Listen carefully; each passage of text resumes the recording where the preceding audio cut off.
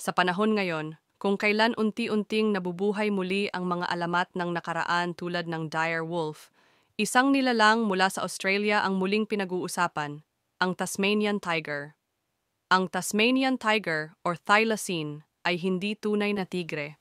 Isa itong kakaibang hayop, may katawan ng aso, guhit ng tigre, at pouch gaya ng kangaroo.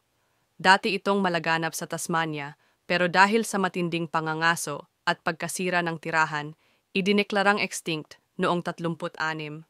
Pero ngayon, maraming siyentipiko ang nagtutulungan para subukang buhayin ito muli.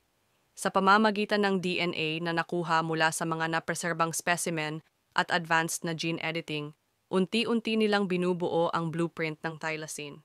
Isang hakbang papalapit sa posibilidad na muli natin itong makita, hindi sa lumang larawan, kundi sa totoong buhay. Hindi ito science fiction, totoong research.